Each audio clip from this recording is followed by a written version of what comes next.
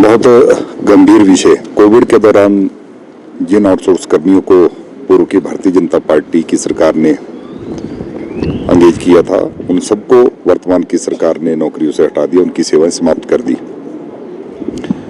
इसी विषय को लेकर आज मेरा प्रश्न था और माननीय मुख्यमंत्री जी से मैंने प्रश्न भी किया कि क्या इनको दोबारा से रखा जाएगा या भविष्य में कोई ऐसी योजना है। तो सरकार की ओर से बिल्कुल साफ तौर पर मना है कि ऐसी कोई योजना नहीं है कि इन आउटसोर्स कर्मियों को रखा जाएगा।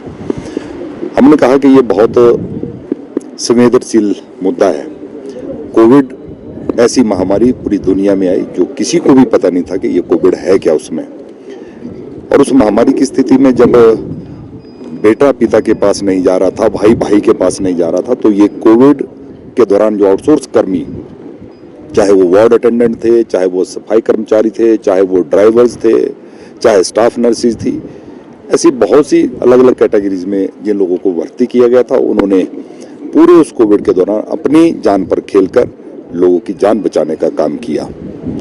लेकिन ये ऐसी संवेदनहीन सरकार है जहां उनकी सेवाएं समाप्त कर दी, वहीं पिछले 9 महीने से उनको सैलरी नहीं दी गई। और इसके साथ ही मैंने दूसरा जो मुद्दा उठाया कि कोविड के दौरान मेरे विधानसभा क्षेत्र सुंदरनगर के सिविल हॉस्पिटल में 500 एलपीएम की कैपेसिटी का एक पीएसए प्लांट स्थापित किया गया था। जयराम ठाकुर जी पूर्व मुख्यमंत्री जी ने उसका उद्घाटन भी किया था। और लोगों को, क्योंकि सुंदरनगर का सिविल हॉस्पिटल 200 बेडेड हॉस्पिटल है और जहां बहुत से डिस्ट्रिक्ट हॉस्पिटल से ज्यादा ओपीडी है, उस ऑक्सीजन प्लांट के माध्यम से हमारे क्षेत्र और साथ लगते क्षेत्र की जनता की सेवा हो रही थी। और 2 प्लांट को चलाने के लिए ऑपरेटर आउटसोर्स पर रखे गए थे, उन आउटसोर्स कर्मियों को भी हटा दिया और वो प्लांट बंद कर दिया गया। पिछले बजट सत्र के दौरान मैंने उस प्लांट का मुद्दा उठाया था कि ये पीएसए प्लांट बंद है, उसकी सर्विस होनी है, उसका एक पार्ट खराब है। तो मुझे सदन के अंदर स्वास्थ्य मंत्री जी ने जवाब दिया था कि 1 सप्ताह के अंदर अंदर ये पीएसए प्लांट जो है वो चला दिया जाएगा। आज दूसरा बजट सत्र आ गया, 1 साल के बाद भी वो पीएसए प्लांट अभी तक नहीं चल पाया। आज सदन के अंदर माननीय मंत्री जी ने आश्वस्त किया है कि जो 2 ऑपरेटर रखे गए थे उनकी सेवाएं बहाल कर दी जाएंगी। लेकिन अब ये कितना सत्य साबित होगा ये तो भविष्य ही बताएगा। और उसके साथ जो प्लांट को चलाने की मैंने बात कही कि उसकी सर्विस होनी है, कोई पार्ट उसका खराब है, उसको लेकर भी मुख्यमंत्री जी ने कहा है कि मैं अधिकारियों से रिपोर्ट मंगवाऊंगा। मैंने सदन के अंदर भी मुख्यमंत्री जी को कहा कि चुने हुए प्रतिनिधि जनता के सेवक के रूप में मैं भी यहाँ सदन के अंदर हूँ। और अमर उजाला समाचार पत्र में बड़ा प्रमुखता से भी इस खबर को छापा गया है। क्या आपको ना समाचार पत्र पर, मीडिया पर भी विश्वास नहीं है और ना चुने हुए प्रतिनिधि पर भी विश्वास नहीं है? आपने कहा कि मैं अधिकारियों से रिपोर्ट मंगवाऊंगा।